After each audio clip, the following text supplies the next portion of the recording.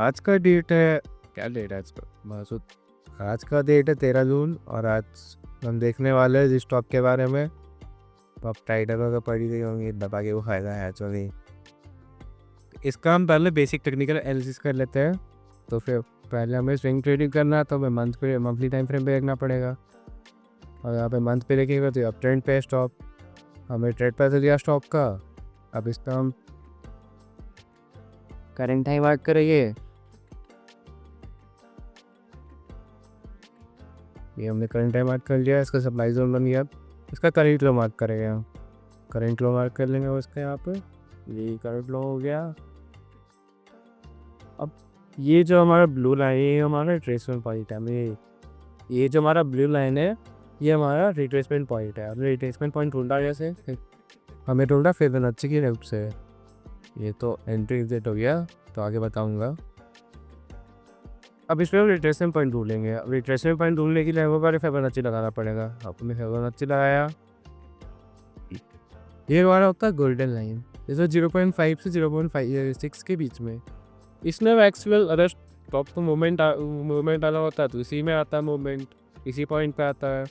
आप आप मैक्सिमम देख सकते हो इसमें अगर मूवमेंट आया ही है तो यहाँ इसने अपने रेजिस्टेंस को ब्रेक किया, ये अपने मतलब इस सपोर्ट को ब्रेक किया, यहाँ पर फिर रेजिस्टेंस को टच कर लिया। ये यहाँ पर सपोर्ट लाइन या कोई रेजिस्टेंस लाइन हो गया। ये तो आपने बेसिक ट्री एनालिसिस देख लिया है यहाँ पे। अब हम देखेंगे इसका फंडामेंटल एनालिसिस। अब फंडामेंटल एनालिसिस देखने के लिए हमें पहले तो मार्केट मेट की साइड आना पड़ेगा।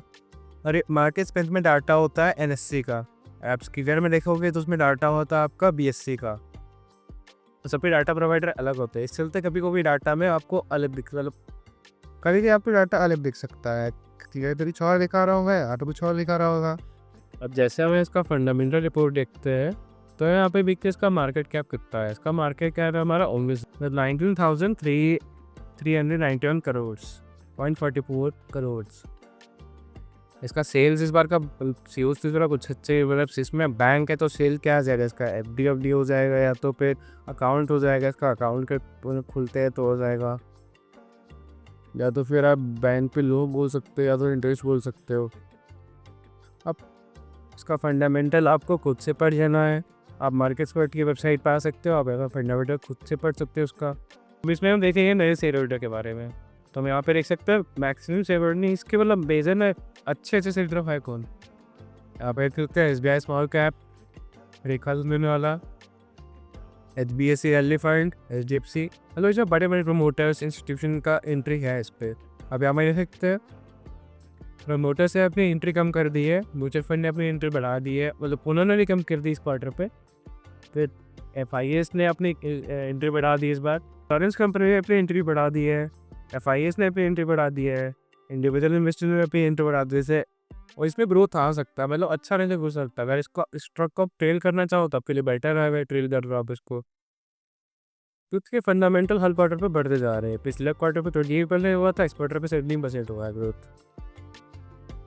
पर देख ही सकते हैं मैक्सिमम तो 10% के ऊपर ग्रोथ है। अब यहाँ पर फाइनल स्टेटमेंट पढ़ सकते हैं खुद से, क्वार्टरली इनकम स्टेटमेंट जो आपको नेक्स्ट क्वार्टर में काम आएगा। इस क्वार्टर पे बैलेंस शीट पढ़ सकते हो आप खुद से, यहाँ पे कैश फ्लो स्टेटमेंट पढ़ सकते हो। फिर रिलेटेड स्टॉक जैसे मतलब पीयर कंपेरिजन इसी सेम सेक्टर पे कौन कौन से मतलब और लिस्टेड कंपनी है। अब यहाँ पे देख सकते हैं सबसे बेटर स्टॉक है हमारा 2.87 के रिटर्न, मतलब 2.87% के रिटर्न थे। बाकी तो स्टॉक अच्छे खासे परफॉर्म नहीं कर रहे, जैसे bank of Maharashtra, bank of India अच्छे खासे परफॉर्म नहीं कर रहे। इसका प्राइस ट्रेंड भी आप देख सकते हैं। प्राइस ट्रेंड गोल्ड डेस्क का मतलब प्राइस ट्रेंड अगर 75 के ऊपर होता है या तो इस पर ब्लू होता है तो मतलब कैंडल पे पावर है, मतलब स्टॉक में पावर है कि बड़े बड़े कैंडल बढ़ा सके, मतलब बड़े बड़े कैंडल मतलब जैसे कि मतलब लंबा सर्वे खींच चुके, जैसे यहाँ पर आप देख सकते हैं इससे बड़े बड़े कैंडल देखिए यहाँ पे आते हैं। इसे स्टॉक पे इतनी कैपेसिटी है कि इससे बड़े कैंडल बना सके वो एक दिन के अंदर। जैसे आप देख सकते हैं यहाँ पर 2 जून का है। अब यहाँ पे होगा तो आपने फंडामेंटल इसका पहन लिया, फिर कंफर्मेशन ले लिया। अब आप यहाँ पे रिपोर्ट देख सकते हैं इसका फंडामेंटल रिपोर्ट्स। इसमें देखते H D F C securities की तो अभी करंट रिपोर्ट है। आपको खुद से पढ़ो तो ये रिपोर्ट खुद से पढ़ सकते हो आप, या तो आप इस रिपोर्ट को डाउनलोड करो, चैट जीपीटी पर डालो, उसको बोलो एनालाइज करने के लिए। आप डीपसीक जो है यूज़ करना चाहते हो यूज़ कर सकते हो। आपके लिए बेटर रहेगा कि आप खुद से पढ़ लो, अगर आपको आप पे टाइम है तो। आप पे टाइम नहीं है तो आप AI की हेल्प ले सकते हो। अब इसका रिपोर्ट आपको खुद से पढ़ना है, अगर वीडियो बनाने जाऊँगा तो बहुत लंबा वीडियो बन जाएगा।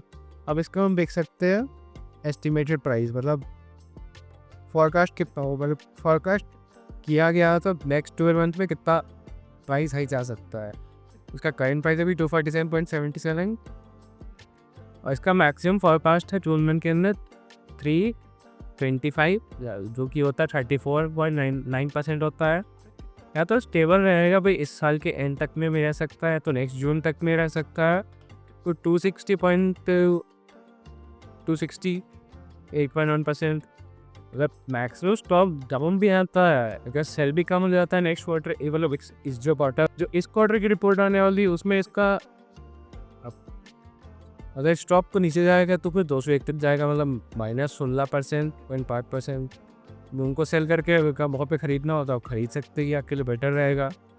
अब आप सेल देख सकते हैं, यहाँ पे सेल में तो अर्निंग पर शेयर देख सकते हैं, मतलब यहाँ पे आप पहले फिर होगा, यहाँ पे अर्निंग पर शेयर देख सकते हैं। इसका अर्निंग पर शेयर कम हो गया है, लेकिन इसका सेल्स देखते हैं, आपका सेल्स कांस्टेंट है, हल्का सा ड्रॉप आया है सेल्स पे। 20 बिलियन का था 2024 पे 8.5 बिलियन, 2025 कंप्लीट हुआ नहीं अभी, आपका कंप्लीट होगा तभी बोलने लगा सेल इसका कितना हुआ अभी। अब हमने बेसिक फंडामेंटल कर लिया, आपने रिपोर्ट भी पढ़ लिया, आपको लगा स्टॉक अच्छा है, तो आप एंट्री प्लान कर लो अपना खुद से। बाकी आपको अगर क्विक फंडामेंटल करना है, जो कि बेसिक फंडामेंटल्स होते हैं, आपको यहाँ पर दे सकते हैं आप। ये फाइनेंस के सेक्टर में आता है, रीजन बैंक्स, इसका सेक्टर पर लिया हमें इसका अर्निंग पर शेयर देखा, इस साल बढ़ा है। सेल्स भी बार देख सकते हैं आप, इसका इस बार बढ़ा है। इसको मैं बड़ा कर देता हूँ दिखाने के लिए आपको, आप यहाँ पे देख सकते हैं इस पे हर चीज़ पे ग्रोथ आया है। और 52 एक हाई देख सकते हैं आप इसका, ये तो लो पे जा रहा है, मतलब 8.5% है, और इस स्टॉक 52 एक हाई रहा है हमारा, मतलब इसके फंडामेंटल अच्छे हैं, इसमें ग्रोथ भी अच्छा है, कंपनी के सेल्स भी अच्छे बढ़े हैं। बस इस बार 2025 एंड हुआ नहीं है, तो मतलब इस क्वार्टर का तो पिछले क्वार्टर का तो रिपोर्ट तो अच्छा नहीं था, इस क्वार्टर का तो रिपोर्ट अच्छा आने वाला है, क्योंकि आप देख सकते हैं पिछले क्वार्टर से सेल्स ज़्यादा ही हो गए इसके।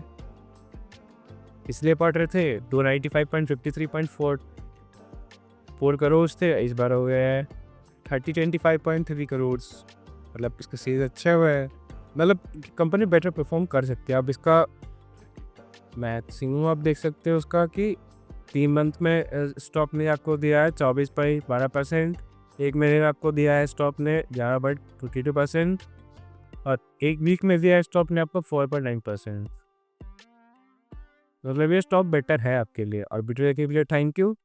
आपको कुछ समझ में नहीं आए, मतलब क्या समझ में नहीं आया हो तो अभी नया ही वही, मतलब सीख ही रहा हूँ, तो थोड़ा बोलने वाले में तो निकल जाता हो तो सॉरी इसके लिए, देख लेना आप थोड़ा सा। बाकी आप फंडामेंटल्स कर लो खुद से, आपको खुद पता चल जाएगा।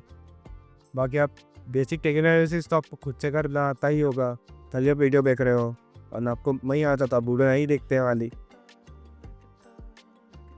तो देखे थैंक यू बस।